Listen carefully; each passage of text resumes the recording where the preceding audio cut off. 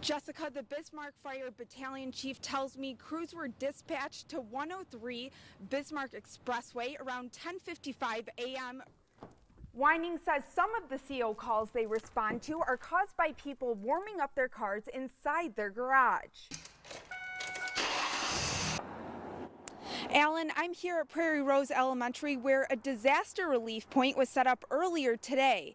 And volunteers say it's been a non-stop effort, whether they were battling flames or fatigue.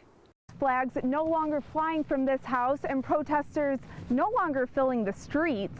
It looks like Leith might be back to normal, but residents say not quite. Now the city attorney is drafting a new ordinance that will be presented to the city commission at an upcoming meeting. If approved, it will have a second reading and a public hearing before it takes effect. Alan? Not only does it take a lot of skill on the rider's part, they also have to have a lot of trust in their horse. Baja, the answer is demand. Bismarck alone has more than 20 different banks, and many of those have multiple branches. But that's not deterring others from looking to open up here in the capital city. The company makes more than 1,100 SKUs of bricks from different sizes to different shapes and colors. And Polonsky says that's what gives them an edge on large competitors. Even with the state's economy being one of the best in the nation, services like Heaven Helper Soup Cafe help people get back on their feet. After 4 years in the Bakken, Hannah says she's heard it all. That's right, Baja, and the stories and information they're gathering is going to help future generations and really highlight what's been driving people to be part of the oil boom. Clusters of campers and RVs are a common sight in the oil patch.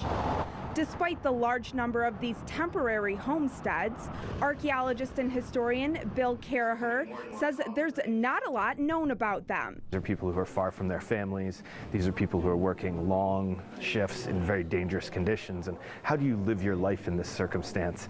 How do you, what do you need to do to sort of survive psychologically, physically, and also create a sense of home? These questions led to the University of North Dakota's Man Camp project. The small group of historians, archaeologists, and a photographer visited more than 60 man camps, documenting everything from what items people brought with them to how they modified these mobile dwellings. People are being really inventive and dynamic in transforming these spaces into a place of home. Terry Moore is one of those people.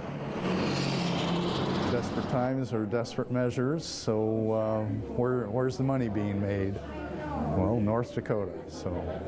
Moore moved to the Bakken from Oregon looking for work, living in man camps before settling down in Killdeer, and says these public forums are needed. It's up to all of us to get along and understand the common humanity that we all share. And in Sunday's discussion, all viewpoints were considered. I'm wondering about the perception of the people in the man camps to, like the rest of us. How are they feeling because of how their living environment has been characterized?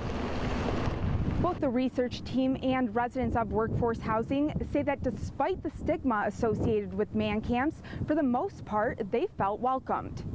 One thing that continues to impress me is the overall friendliness of people in this area. I mean, it's been overrun, yet people still are fairly open and friendly. So we're trying to do our part. Using the interviews, video, photos, and public discussion from the Man Camp project, the researchers are compiling an archive.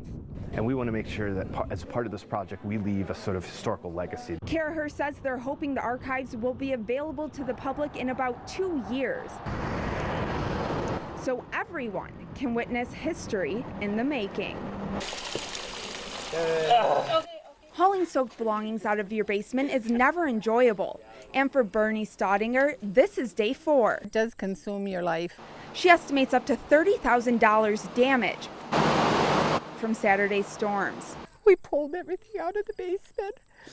They cut the rugs out and carried all the furniture, and it took us till about 7 o'clock that night. Overflow from the Knife River carved away the banks bordering Staudinger's home and buried the driveway.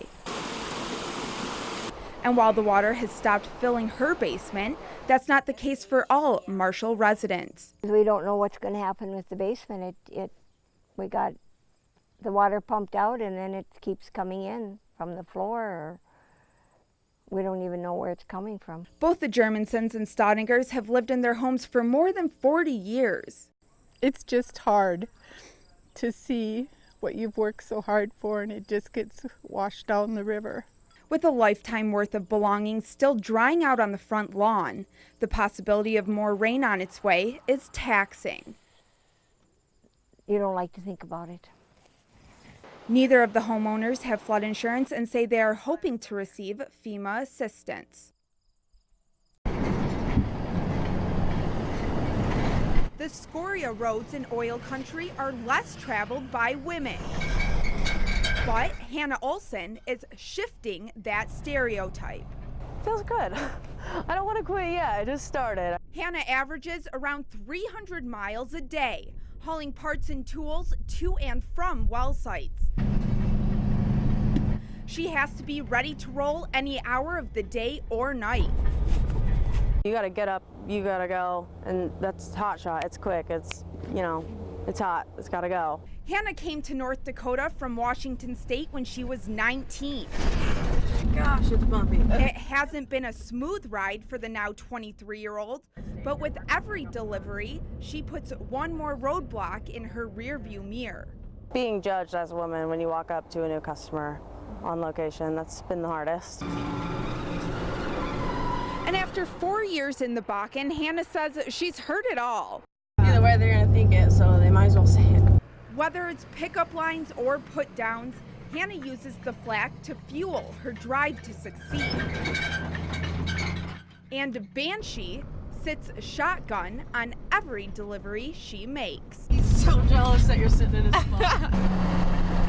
After getting her commercial driver's license, it took Hannah several months until landing her first hotshot job. And now she's moved on to running her own business. Plan on working here for a couple more years if I am able to, and it stays stable out here. Hannah says on some of her first runs, she made a few wrong turns. It took me probably 7 hours to get to Newtown and back to a location, and I fell asleep in my truck because I got so lost and tired. I had no idea. But now she feels at home on the Bakken back roads and is confident she's headed in the right direction.